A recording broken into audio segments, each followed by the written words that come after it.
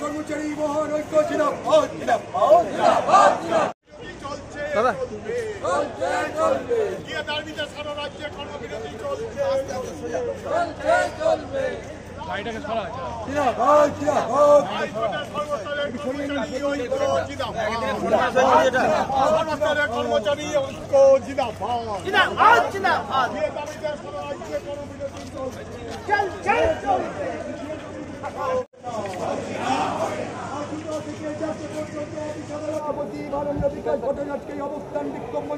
দুটো কথা বলে নি দাও বিরোধ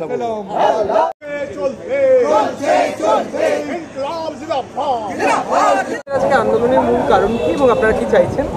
মূল কারণ হচ্ছে রাজ্য সরকার আইন আদালতও মানে না। সুপ্রিম কোর্টের নির্দিষ্ট রায় ছিল, একটা সময়সীমা বেঁধে দেওয়া হয়েছিল আমাদের বকেয়া মহার্ঘ ভাতার একটা অংশ দেওয়ার জন্য, সম্পূর্ণ নয়, কিন্তু সেটাও রাজ্য সরকার মানেনি। তাই আমরা বিক্ষোভ দেখাচ্ছি রাজ্য সরকারের এই অপদার্থতার বিরুদ্ধে। পরবর্তী পদক্ষেপ কি হবে? পরবর্তী আগামী 9 তারিখ সর্বভারতীয় ধর্মঘট আছে। আমরাও গোটা রাজ্যে কর্মচারী শিক্ষক শিক্ষাকর্মীরা এই মহার্ঘ ভাতার দাবি নিয়ে আমরা ধর্মঘট করব। আমার নাম সুমিত ভট্টাচার্য, আমি হাইকোর্ট কর্মচারী সমিতির ভাইস প্রেসিডেন্ট। আজকের এই প্রতিবাদ কর্মসূচি মূলত কি দাবিকে সামনে রেখে? এটা অত্যন্ত যুক্তিসঙ্গত অধিকার রক্ষার জন্য আজকে এই জমায়েত। কলকাতা হাইকোর্টের কর্মচারীরা তারা জমায়েত হয়েছেন, বিক্ষোভ জানাচ্ছেন। তাদের বিক্ষোভের মূল কথাই হচ্ছে যে সুপ্রিম কোর্টের স্পষ্ট নির্দেশ থাকা সত্ত্বেও রাজ্য সরকার তাদের যে ন্যায্য পাওনা দিয়ে দিচ্ছেন না।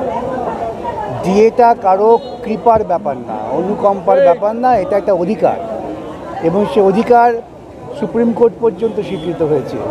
সেক্ষেত্রে রাজ্য সরকার তারা টাকা দেবেন না, টাকা নেই, এসব বাহানা করছেন, তারই প্রতিবাদে জমায়েত হয়েছেন। সরকারি কর্মচারীরা সকলে ঐক্যবদ্ধ হয়ে প্রতিবাদ করলে তাদের দাবি আদায় অনেক সুবিধে হয়। আমি হাইকোর্ট কর্মচারী বন্ধুরা যারা এখানে এসছেন তাদের সকলকে ধন্যবাদ জানাই যে তারা বিক্ষোভ করছেন, প্রতিবাদ করছেন।